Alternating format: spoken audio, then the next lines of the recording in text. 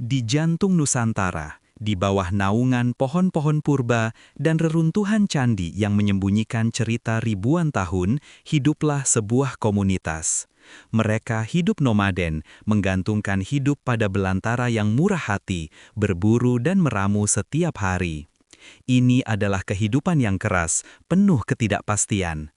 Di antara mereka, ada seorang pemuda bernama Bayu dengan mata tajam dan pikiran yang selalu bertanya. Suatu hari, Bayu memperhatikan sesuatu yang luput dari pandangan orang lain. Biji-biji yang jatuh ke tanah, beberapa waktu kemudian tumbuh menjadi tunas baru. Sebuah ide sederhana namun revolusioner mulai bersemi di benaknya. Bisakah mereka mengendalikan alam, tidak hanya mengikutinya? Bayu mulai bereksperimen.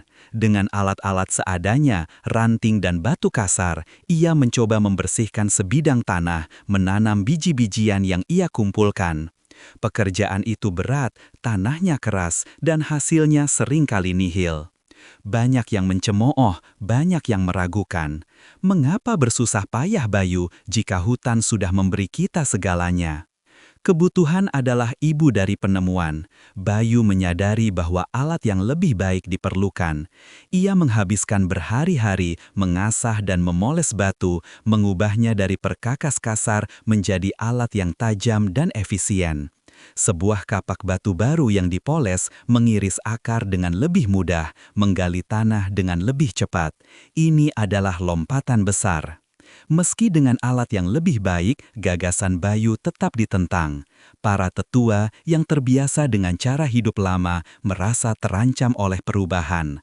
Mereka melihat ladang yang baru dibersihkan sebagai sebuah luka di tubuh hutan dan menganggap usaha Bayu sebagai tindakan melawan kehendak alam. Namun Bayu tak menyerah. Ia terus mengolah tanah, menanam dan berawat. Musim berganti dan dengan ketekunan, panen pertama akhirnya tiba. Bukan hanya cukup untuk dirinya, tetapi berlimpah ruah. Ladang yang tadinya dicemooh, kini bersinar hijau dengan hasil bumi yang melimpah. Melihat hasil panen yang melimpah, keraguan pun sirna. Satu persatu, anggota komunitas mulai bergabung. Mereka memperluas ladang, belajar cara menanam, dan membangun tempat tinggal yang lebih permanen. Era baru telah dimulai, sebuah era di mana mereka tidak lagi sekadar bertahan hidup, tetapi mulai membangun.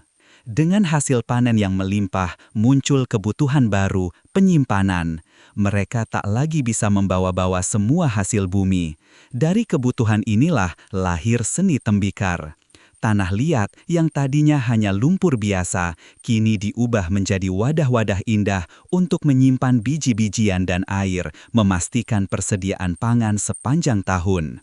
Komunitas itu berkembang pesat, anak-anak bermain di antara ladang yang subur, pria dan wanita bekerja bersama dalam harmoni. Bayu yang dulunya seorang pemimpi, kini menjadi arsitek tak terlihat dari sebuah peradaban kecil. Kehidupan menetap membawa kestabilan dan stabilitas melahirkan kemakmuran dan budaya yang lebih kaya. Dari biji-biji yang ditanam, dari batu yang dipoles, dan dari semangat seorang pemuda, lahirlah budaya batu baru. Sebuah warisan bukan hanya berupa alat, tetapi juga pola pikir, kemampuan manusia untuk beradaptasi, berinovasi, dan membentuk dunianya sendiri. Dalam setiap ladang yang terbentang luas, dalam setiap tembikar yang kokoh, terukir kisah tentang bagaimana sebuah ide dapat mengubah takdir sebuah bangsa.